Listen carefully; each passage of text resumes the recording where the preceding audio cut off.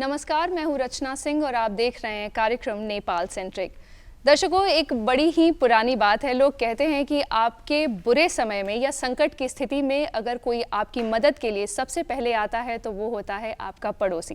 भारत और नेपाल का रिश्ता भी कुछ ऐसा ही है। हम पड़ोसी तो हैं ही, लेकिन हमारा भावनात्मक जुड़ाव जो है वो ज़्यादा है। रोटी बेटी का संबंध है हमारा और क्या कुछ नहीं है। अगर हम आर्थिक दृष्टिकोण से बात करें या फिर शैक्षणिक दृष्टिकोण से बात करें या कि धार्मिक दृष्टिकोण से बात करें तो भारत और नेपाल का संबंध जो है वो हमेशा से अक्षुण्ण रहा है। हम इस कार्यक्रम के माध्यम से आज भारत और नेपाल के मैत्री पर बात करने वाले हैं और इस पूरे विषय को हमें और भी बेहतर ढंग से समझाने के लिए आज जो हमारे साथ मौजूद हैं हमारे एक बेहद ही खास मेहमान। तो आइए जल्दी से चलिए हम आपका परिचय उनसे करा दें। हमारे साथ हैं आज महेश अग्रवाल जी, जो सीमा जागरण मंच के बिहार स्टेट प्रेसिडेंट हैं। सर, बहुत बहुत स्वागत है आपका हमारे कार्यक्रम में।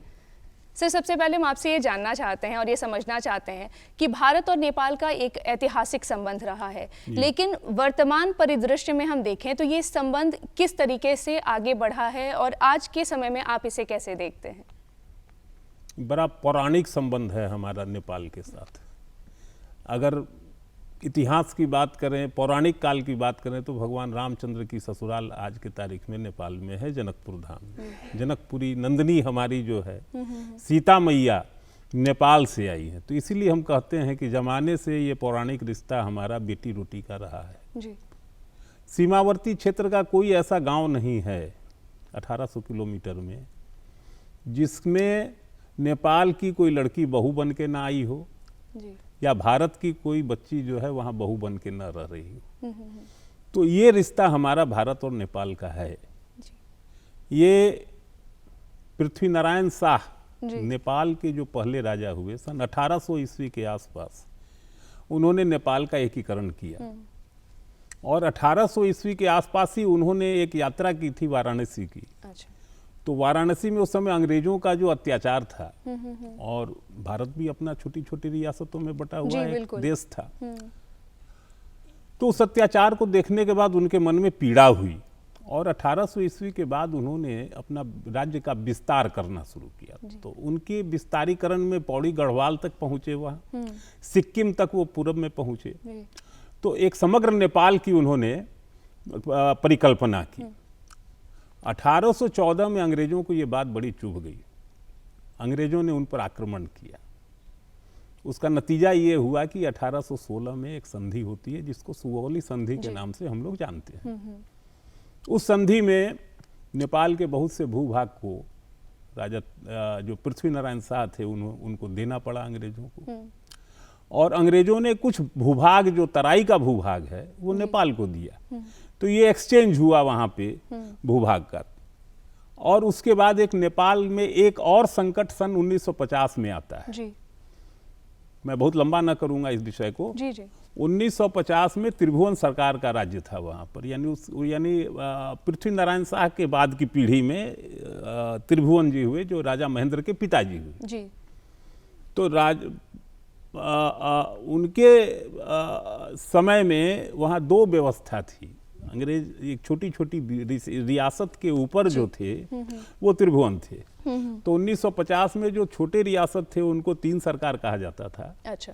और जो शाह थे जो त्रिभुवन, वो 5 सरकार के नाम से जाने जाते थे। अच्छा। तो 3 सरकार उनको जो थे, जितनी छोटी छोटी रियासतें थीं वो उनको रॉयल्टी के रूप में पैसा देती थी जी। तो इनके मन में क्या हुआ कि साहब मेहनत हम करते हैं, राज हम चलाते हैं और पैसा उनको देते हैं। तो यानी उन्होंने एक संगठन तैयार किया अपनी छोटी रियासतों का और त्रिभुवन सरकार की हत्या की व्यवस्था उन्होंने की। उस समय तक हमारा डिप्लोमेटिक मिशन वहाँ शुरू हो गया था जी। सर सीपीएन सिन्हा हमारे वहाँ पर राजदूत हुआ करते थे। उन्होंने इस फाउल गेम का स्मेल किया और त्रिभुवन सरकार को लाकर उन्होंने दिल्ली तक पहुँचा दिया जी। दिल्ली में आके सभी को ये बात जानकारी है। दिल्ली में पहुंचने के बाद हमारे जवाहरलाल नेहरू जी प्रधानमंत्री हुआ करते थे, आदरणीय जवाहरलाल नेहरू जी। त्रिभुवन सरकार ने वहां पे जाके कहा कि साहब ये अब हम मर्जर कर लीजिए आप नेपाल का जी। लेकिन भारत के साथ समस्या ये थी कि वो 1780 या 1800 किलोमीटर की जो एक ये क्षेत्र था वो चीन के बीच का क्षेत्र था। तो उन्होंने मर्जर न समझ के उनको सपोर्ट किया और 3 सरकार का समापन होकर एक समग्र नेपाल के राजा त्रिभुवन सरकार घोषित हुए। जी। कालांतर में जाके त्रिभुवन सरकार की मृत्यु के बाद किंग महेंद्र आए, तो महेंद्र के बाद से फिर भारत के साथ डिप्लोमेटिक मिशन की एक अच्छी शुरुआत हुई और ये बेटी रोटी का रिश्ता अपना चला आ रहा है। और कालांतर में बहुत सी चीज़ें बदलती हैं, बदल रही हैं, बिल्कुल।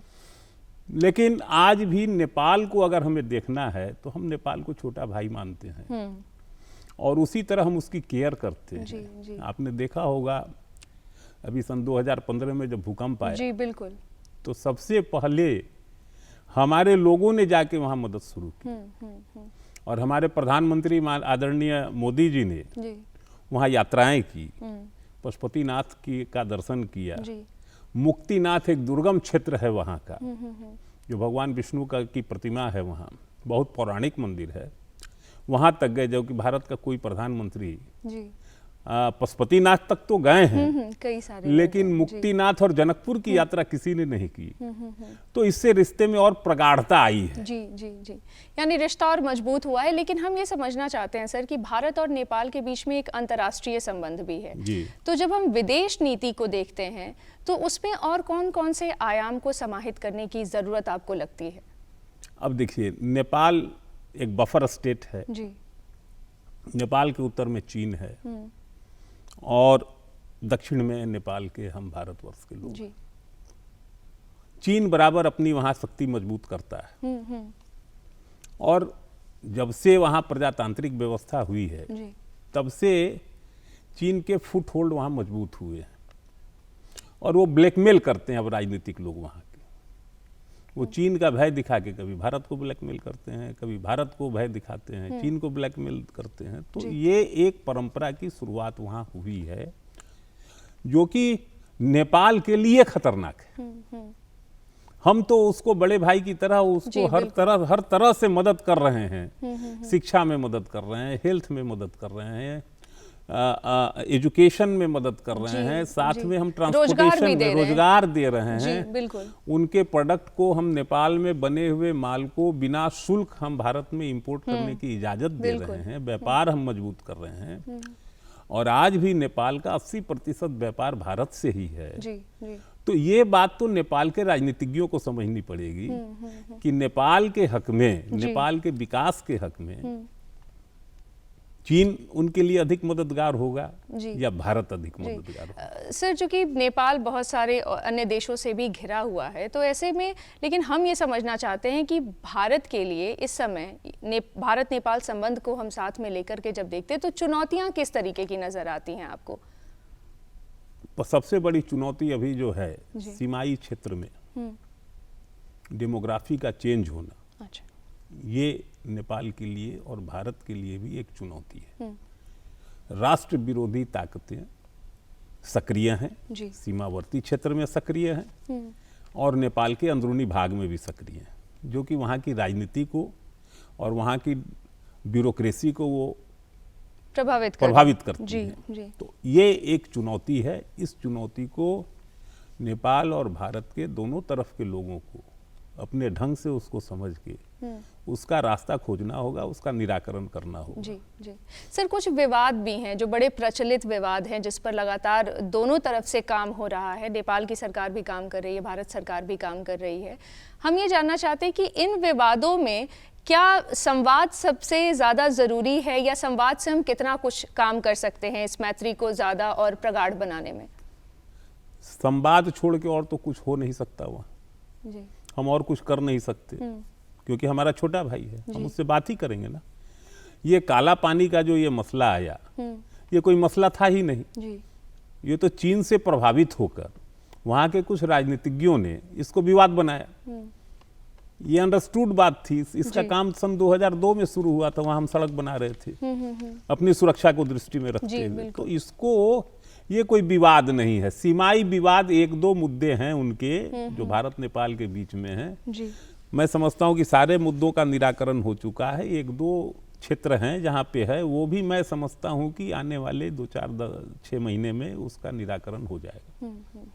सर, एक सवाल ये है कि जब हम बात व्यापार की करते हैं, जब हम बात रोटी बेटी की करते हैं, संबंधों की करते हैं, तो ऐसे में रक्सौल और काठमांडू के बीच एक रेल लाइन की भी शुरुआत की जा रही है।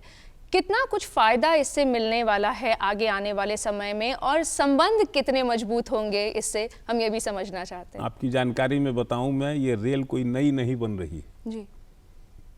हम लोगों ने बचपन में रक्सौल और अमलेखगंज तक नैरो गेज रेल लाइन को चलते हुए देखा है, उस पर रेल चलते हुए देखी है। तो अब उसका विस्तारीकरण काठमांडू तक होगा। जी जी। तो आपको एक बात बताऊं मैं, सन 1962 के पूर्व नेपाल 3 भाग में बटा हुआ था। अच्छा। पूर्वी क्षेत्र, पश्चिमी क्षेत्र और मध्यम क्षेत्र। तो जैसे पश्चिमी क्षेत्र में गोरखपुर की तरफ से, यानी उनका जो भैरवा नेपालगंज का इलाका है, उससे काठमांडू जाना होता था, तो वो वीरगंज यानी रक्सौल सीमा पर आता था, फिर वो वीरगंज जाता था और वो काठमांडू जाता था। अच्छा जी। और पूर्वी क्षेत्र में जो आपका जोगबनी का इलाका है, बिहार का ही, अगर जोगबनी के लोगों को काठमांडू जाना है या कोई सामान भेजना है तो भाया रक्सौल ही जाता था। जी। और काठमांडू की सड़क से कनेक्टिविटी 1962 में भारत सरकार के सहयोग से हुई। 1962 में पहली बार सड़क बनी। नहीं तो अमलेखगंज तक रेल लाइन से लोग जाते थे। अच्छा। और अमलेखगंज के बाद पैदल यात्रा शुरू होती थी। 2 दिनों और 2 रात की यात्रा होती थी। अच्छा। तो भीम फेरी होते हुए लोग पैदल काठमांडू पहुंचते थे। और आप जान के आश्चर्य करेंगे कि राजा लोगों की जो गाड़ियां पहुंचती थी काठमांडू, उन गाड़ियों को अमलेखगंज में डिसमेंटल किया जाता था। फिर वो भरिया जो होते थे, वो कंधे पर लाद के गाड़ी को पहुंचाते थे काठमांडू। अच्छा। और फिर वहां असेंबलिंग होती थी। तो ये नेपाल था। जी।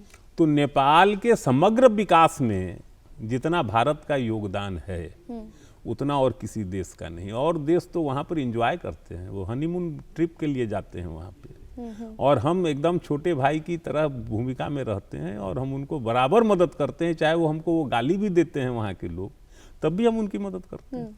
सर, संबंध इसी तरीके से बेहतर होते जाएंगे और विवाद जो है उनका निपटारा भी हमेशा होते रहेगा। ये तो परिवार जैसा है कि जैसे जिस परिवार में जैसे 2 भाई हैं, उनके बीच में भी कभी अनबन और खटपट के हालात बनते हैं, लेकिन उसको भी संवाद के द्वारा हम हमेशा ठीक कर लेते हैं। हम ये समझना चाहते हैं सर कि आप एक मंच से जुड़े हैं जिसका नाम है सीमा जागरण मंच। हम ये समझना चाहते हैं कि आपकी ये संस्था कैसे काम करती है।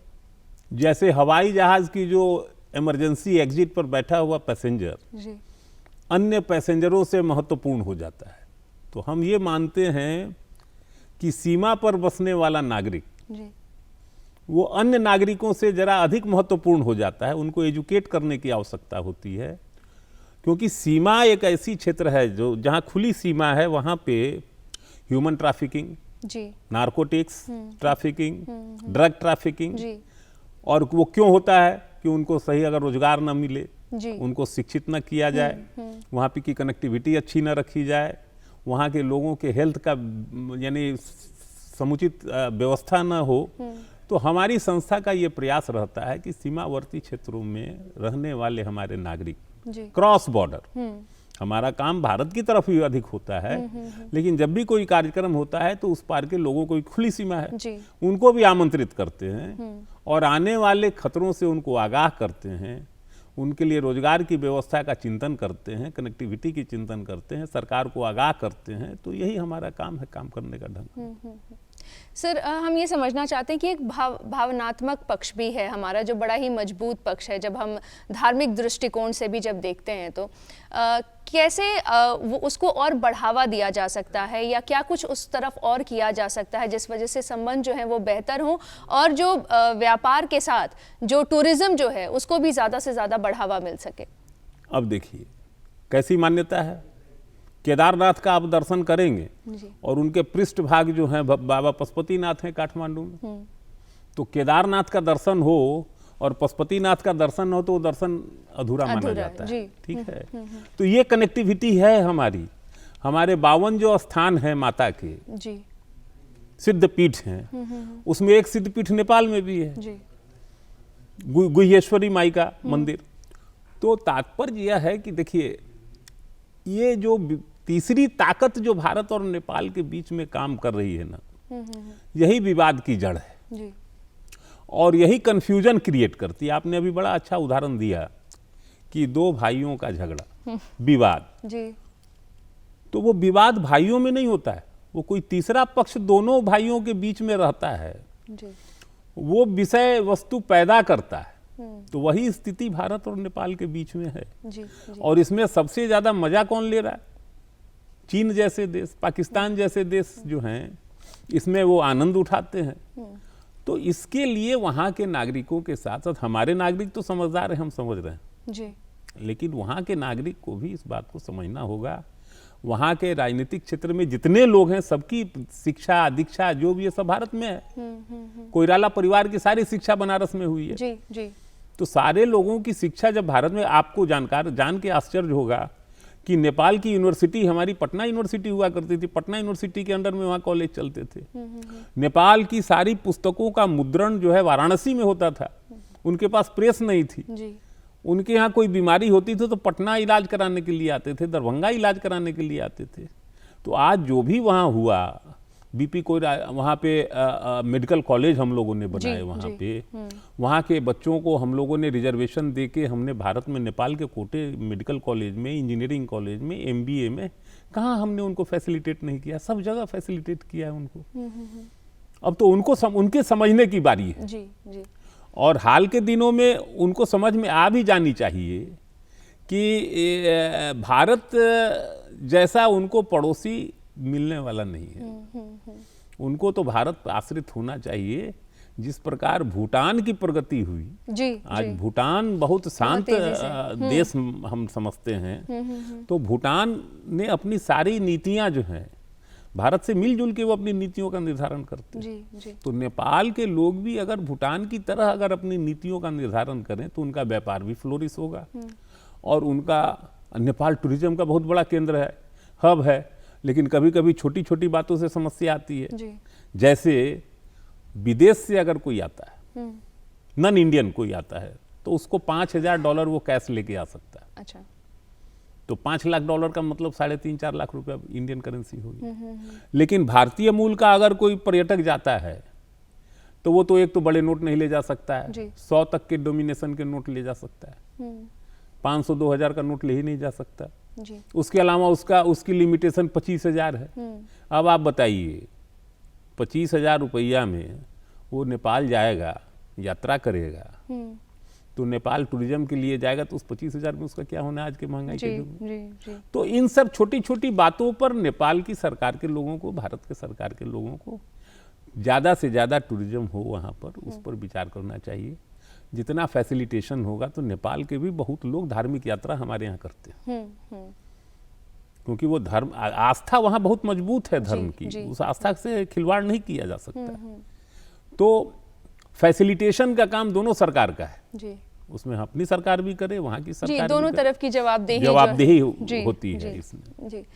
सर, हम एक आखिरी सवाल आपसे ये जानना चाहते हैं कि भारत और नेपाल के मैत्री संबंध को सुदृढ़ करने के लिए और क्या क्या कोशिशें जो हैं वो हम अपनी तरफ से कर सकते हैं, भारत सरकार अपनी तरफ से कर सकती है?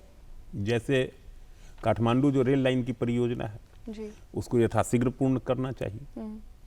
सीमाई क्षेत्रों पर जी हमें एम्स जैसे इंस्टीट्यूशन को लाना चाहिए। हम जो नेपाल के बच्चों को पढ़ने के लिए हम तमिलनाडु भेजते हैं, केरल भेजते हैं, गुजरात भेजते हैं, बिहार और यूपी सबसे बड़ा क्षेत्र है जहां नेपाल की बॉर्डर है। तो हमें अपनी सीमाओं का विकास करना होगा। उसके लिए हमारे यहाँ जब इंफ्रास्ट्रक्चर अच्छा होगा, जैसे रक्सौल में एक एयरपोर्ट तुरंत चालू हो जाना चाहिए, रक्सौल जैसी जगह में एक एम्स हो जाना चाहिए। उनके बच्चों को हम तमिलनाडु में भेजेंगे तो वो तमिलनाडु में रह के सीमाई दुख दर्द को कैसे वो बांटेगा वहाँ। बिल्कुल बिल्कुल। तो हमें ये फोकस करना होगा कि हम अपनी सीमाओं का विकास कैसे करें, कनेक्टिविटी कैसे बढ़ाएं, एयरपोर्ट्स दें, अच्छी ट्रेनें चलाएं वहाँ से। यानी नेपाल के लोगों को अधिक सुविधा अगर हम अपने क्षेत्र से देंगे तो उनका झुकाव हमारे प्रति तो अच्छा होगा ही होगा, ये मेरा मानना है। और जब संबंध बेहतर रहे हैं शुरू से तो वो आगे और भी बेहतर होंगे। एक अतिरिक्त सवाल हम आपसे ये समझना चाहते हैं सर कि रोजगार को लेकर के और क्या कुछ किया जाना चाहिए भारत सरकार की तरफ से?